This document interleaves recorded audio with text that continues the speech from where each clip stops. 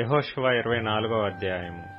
యెహోషువ ఇశ్రాయేలీల గోత్రముల వారిని అందరినీ షెకెములో పోగు చేసి వారి పెద్దలను, వారి ప్రధానులను, వారి న్యాయాధిపతులను, వారి నాయకులను పిలిపింపగా వారు వచ్చి దేవుని సన్నిధిని నిలిచిరి.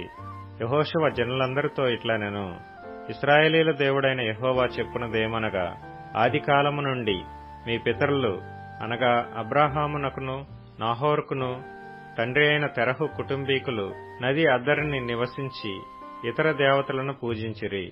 అయితే నేను నది అద్దరి నుండి మీ పితరుడైన అబ్రాహామును తోడుకొని వచ్చి కనాను దేశమందంతటా సంచరింపచేసి అతనికి సంతానమును విస్తరింపజేసి అతనికి ఇస్సాకును ఇచ్చితిని. ఇస్సాకునకును నేను యాకోబు ఏశావులనిచ్చితిని. శేయీరు మన్యములను స్వాధీనపరుచుకున్నట్లు వాటిని ఏశావుకిచ్చితిని. యాకోబును అతని కుమారులను ఐగుప్తులోనికి దిగిపోయిరి. తరువాత నేను మోషే అహరోనులను పంపి దాని మధ్యను నేను చేసిన క్రియల వలన ఐగుప్తీయులను హతము చేసి మిమ్మును వెలుపలికి రప్పించితిని. నేను ఐగుప్తులో నుండి మీ తండ్రులను రప్పించినప్పుడు మీరు సముద్రము నొద్దకు రాగా ఐగుప్తీయులు రథములతోనూ రౌతులతోనూ మీ తండ్రులను ఎర్ర సముద్రము వరకు తరిమిరి. వారు యెహోవాకు మొరపెట్టినప్పుడు ఆయన మీకును ఐగుప్తీయులకును మధ్య చీకటి కల్పించి సముద్రమును వారి మీదకి రప్పించి వారిని ముంచివేసెను. ఐగుప్తు దేశంలో నేను చేసిన దానిని మీరు కన్నులారా చూచితిరి. అటు తర్వాత మీరు బహుదినములు అరణ్యములో నివసించితిరి. యొర్దాను అద్దరిని నివసించిన అమోరీయుల దేశమునకు నేను మిమ్మును రప్పించినప్పుడు వారు మీతో యుద్ధము చేయగా నేను మీ చేతికి వారిని అప్పగించితిని. మీరు వారి దేశమును స్వాధీనపరుచుకొంటిరి. వారు మీదట నిలవకుండా వారిని నశింపచేసితిని. తరువాత మోయాబు రాజును సిప్పోరు కుమారుడునైన బాలాకు లేచి ఇశ్రాయేలీలతో యుద్ధము చేసి మిమ్ము శపించుటకు బెయోరు కుమారుడైన బిలామును పిలువనంపగా నేను బిలాము మనవి విననొల్లనైతిని. గనుక అతడు మిమ్మును దీవించుచునే వచ్చెను. అతని చేతి నుండి నేనే మిమ్మును విడిపించితిని. మీరు యొర్దాను దాటి యెరికో దగ్గరకు వచ్చినప్పుడు యెరికోకు యజమానులకు అమోరీయులు, పెరిజ్జీయులు, కనానీయులు, హిత్తీయులు, గిర్గాషీయులు, హివ్వీయులు, యెబూసీయులను వారు మీతో యుద్ధము చేయగా నేను వారిని మీ చేతికి అప్పగించితిని. మరియు నేను మీకు ముందుగా కందిరీగలను పంపితిని. నీ ఖడ్గము కాదు, నీ విల్లు కాదు గాని అవే అమోరీయుల రాజులనిద్దరినీ తోలివేసెను. మీరు సేద్యము చేయని దేశమును, మీరు కట్టని పట్టణములను మీకిచ్చితిని. మీరు వాటిలో నివసించుచున్నారు. మీరు నాటని ద్రాక్ష తోటల పండ్లను, ఒలీవ తోటల పండ్లను తినుచున్నారు.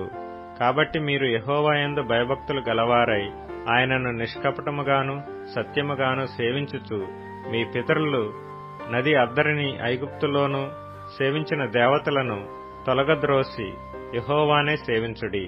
యెహోవాను సేవించుట మీ దృష్టికి కీడని తోచిన ఎడల మీరు ఎవని సేవించెదరో, నది అద్దరిని మీ పితరులు సేవించిన దేవతలను సేవించెదరో, అమోరీయుల దేశమున మీరు నివసించుచున్నారే వారి దేవతలను సేవించెదరో నేడు మీరు కోరుకొనుడి.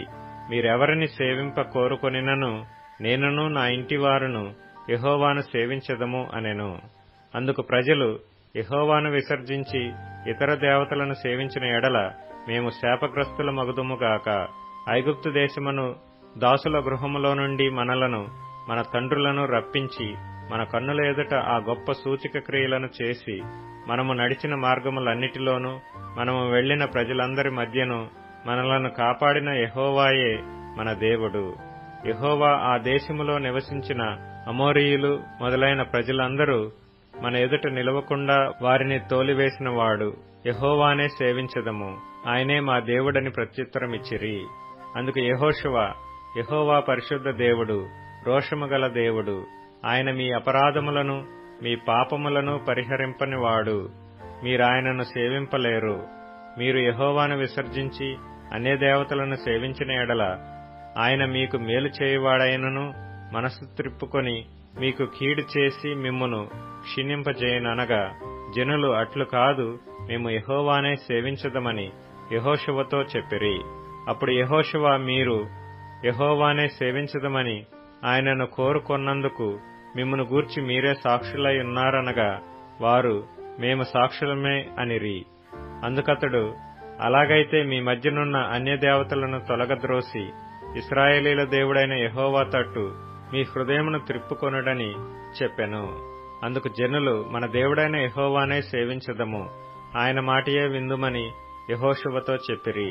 అట్లు యెహోషువ ఆ దినమున ప్రజలతో నిబంధన చేసి వారికి షెకెములో కట్టడను విధిని నియమించి దేవుని ధర్మశాస్త్ర గ్రంథములో ఆ వాక్యములను వ్రాయించి పెద్ద రాతిని తెప్పించి యెహోవా పరిశుద్ధ స్థలములోనున్న సింధూర వృక్షము క్రింద దాన్ని నిలువబెట్టి జనులందరితో ఇట్లనెను, ఆలోచించుడి, యెహోవా మనతో చెప్పిన మాటలన్నీయు ఈ రాతికి వినబడిన గనుక అది మన మీద సాక్షిగా ఉండును. మీరు మీ దేవుని విసర్జించిన ఎడల అది మీ మీద సాక్షిగా ఉండును. అప్పుడు యెహోషువ ప్రజలను తమ స్వాస్థ్యములకు వెళ్లనంపెను. ఈ సంగతులు జరిగిన తరువాత నూను కుమారుడును యెహోవా దాసుడును అయిన యెహోషువ 110 సంవత్సరముల వయసు గలవాడై మృతి నొందెను. అతని స్వాస్థ్యపు సరిహద్దులోనున్న తిమ్నత్ సెరహులో అతడు పాతిపెట్టబడెను. అది ఎఫ్రామీయుల మన్యములోని గాయషు కొండకు ఉత్తర దిక్కుననున్నది.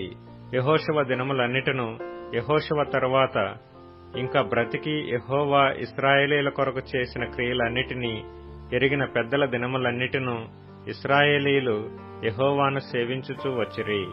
ఇశ్రాయేలీలు ఐగుప్తులో నుండి తెచ్చిన యోసేపు ఎముకలను షెకెములో, అనగా యాకోబు 100 వరహాలకు షెకెము తండ్రి అయిన హమోరు కుమారుల యొద్ద కొనిన చేని భాగంలో వారు పాతిపెట్టిరి. అవి యోసేపు పుత్రులకు ఒక స్వాస్థ్యముగా ఉండెను. మరియు అహరోను కుమారుడైన ఎలియాజరు మృతి నొందినప్పుడు ఎఫ్రాయిమీల మన్య ప్రదేశములో అతని కుమారుడైన ఫీనెహాసునకు ఇయ్యబడిన ఫీనెహాసు గిరిలో జనులు అతని పాతిపెట్టిరి.